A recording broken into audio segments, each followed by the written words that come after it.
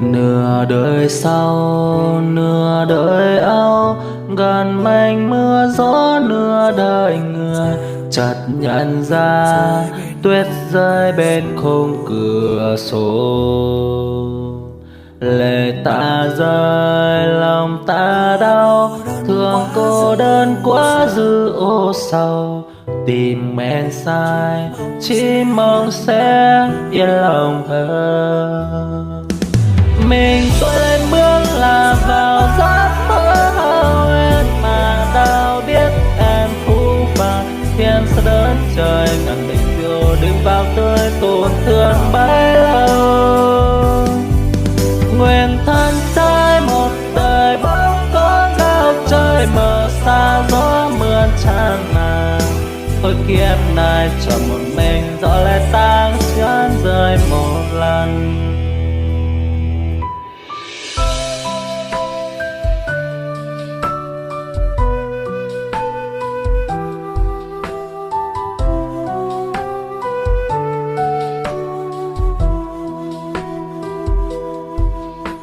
Nửa đời sau nửa đời âu, gần manh mưa gió nửa đời người.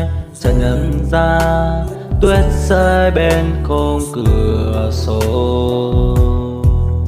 lệ ta rơi lòng ta đau, thương cô đơn quá dư ô sầu. Tìm men sai chỉ mong sẽ yên lòng hơn.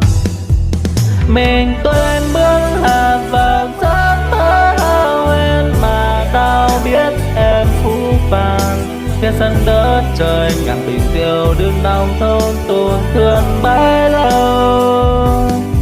Nguyện thân trai một đời bóng phố cao trời mờ xa gió mưa tràn màng. Cuối kiếp này chẳng một mình gió lại tan chắc phải rơi một lần.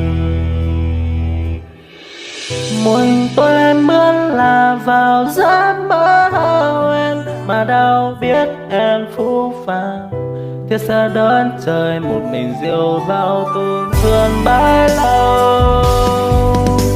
Nguyện thân trai một đời bóng có cao trời mờ xa gió mưa tràn màng. Cuộc kiếp này chẳng một mình tôi lại ta chắc phải rơi một lần. Chọn một đời một mình tôi vẫn bước đi về đâu.